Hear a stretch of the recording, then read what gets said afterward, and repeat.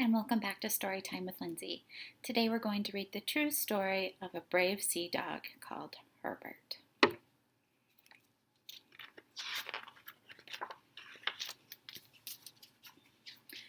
Herbert was a small dog who lived in Nelson, New Zealand by the sea, and everybody liked Herbert.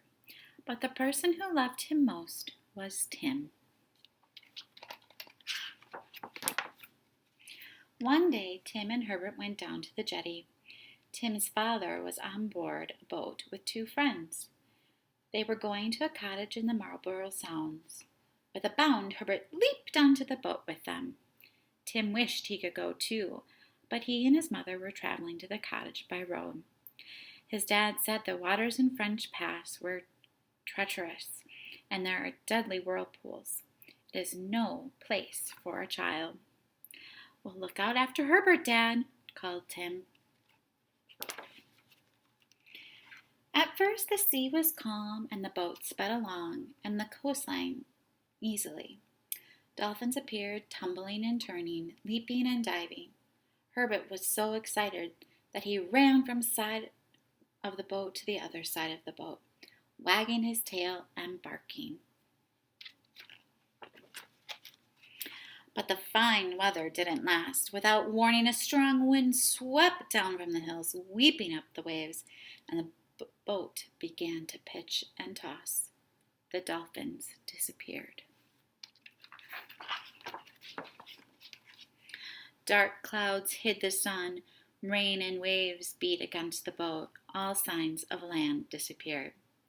The boat had to get through French Pass before the tide turned. Now the men only had their compass to guide them. Nobody noticed what happened to Herbert. Nobody saw him lose his balance and fall into the sea.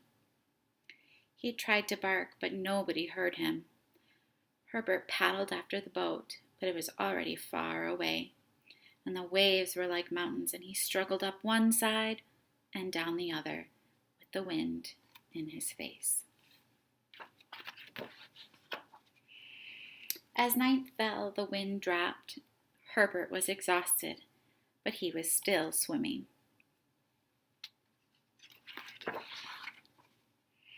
When the boat was safely through French Pass, the men looked around at one another. "Where's Herbert?" one of them asked. "Herbert!" shouted Tim's dad. "Where are you?" And they searched the boat from stem to stern. "He's fallen overboard. We have to go back," Tim's dad said. "We can't go back. The tide's turned," said one of the men. "We never get through the pass." "He won't survive in that sea," said the other. With heavy hearts, they carried on. It was late when they reached the jetty by the cottage. Tim, his mother, and their friends were anxiously waiting. The dreadful news had to be told. Tim cried and cried. "He's alive!" he said. "I know he's alive. We must go back." And his dad tried to explain about the tides. "And it's dark, Tim." But Tim wouldn't give up. "He's alive. I know it."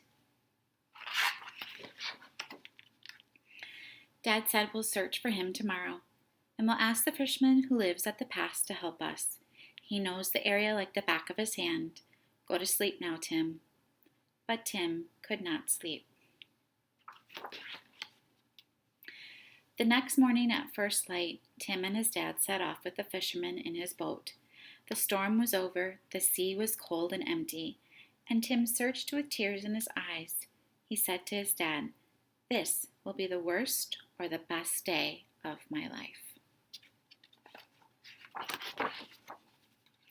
All morning they searched that empty sea, peering and calling. There was no sign of Herbert.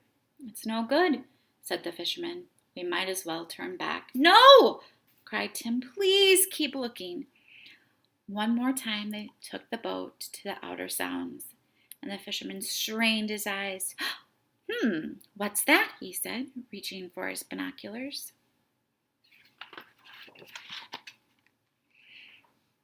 "There's your dog, mate," the fisherman said. In a circle of ripples, Tim could see a little black nose. "Herbert!" he shouted. They brought the boat over to Herbert. "I knew you were alive," said Tim. "I just knew it." And the fisherman scooped Herbert out of the water. Herbert lay on the deck without making a sound. Tim gently wrapped him in a blanket and held him tight. All the way home, Tim cradled Herbert in his arms. "I knew it," he said. "I just knew it." 30 hours in the water," said Dad. "A miracle," said the fisherman. Tim smiled. "This is the best day of my life."